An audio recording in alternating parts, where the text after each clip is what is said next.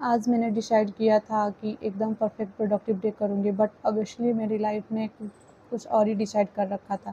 Hello everyone, this is आरती मिश्रा और आज आज है मेरा 365 डे चैलेंज का डे 76। आज सुबह उठते ही मैंने एक डिसीजन लिया, आज का दिन परफेक्ट होना चाहिए। टाइम पे उठूँगी, कॉलेज टाइम पे जाऊँगी, पढ़ाई करूँगी, कोडिंग करूँगी, हेल्दी रहूँगी और हेल्दी खाऊंगी और रात को बोलूँगी वाओ क्या प्रोडक्टिव डे था। तो मोटिवेशन के साथ बेड से उठी, फ्रेश हुई, रूम थोड़ा सेट किया और रेडी होकर कॉलेज के लिए निकल गई। अभी तक सब कुछ प्लान के अकॉर्डिंग चल रहा था। कॉलेज पहुंची, क्लास अटेंड की और सोचा ब्रेक में थोड़ा पेंडिंग वर्क कंप्लीट करूंगी। बट कॉलेज में एक प्रॉब्लम है, प्लान हम बनाते, कॉलेज अपना प्लान बना देता है।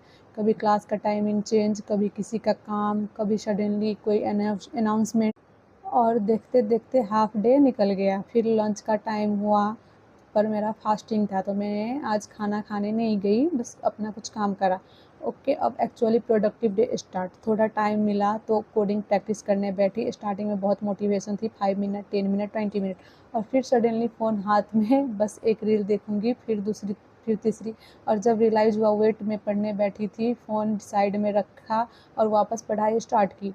आज मुझे एक चीज़ रियलाइज़ हुई, पर परफेक्ट प्रोडक्टिव डे शायद रियल लाइफ में होता ही नहीं है। कभी प्लान फेल होता है, कभी मूड नहीं होता, कभी एनर्जी नहीं होती, कभी सोने का मन करता और कभी हम खुद ही डिस्ट्रैक्ट हो जाते हैं। बट इसका मतलब ये नहीं कि हम पूरे दिन वेस्ट हो गया। अगर 8 घंटे प्लान किए थे और 3 घंटे ही प्रोडक्टिव हो पाए, दोज 3 आवर स्टिल काउंट। अगर वर्कआउट नहीं हुआ बट वॉक कर ली, दैट स्टिल काउंट। अगर 10 टॉपिक नहीं पढ़े बट 2 टॉपिक जेन्युइनली समझ आए, that still count. May be productive का मतलब ये नहीं है कि हर मिनट परफेक्ट हो। मे बी प्रोडक्टिव का मतलब है even after getting distract you come back. So आज का परफेक्ट डे टेक्निकली परफेक्ट नहीं था but I still show up. मेरे लिए दैट्स इनफ।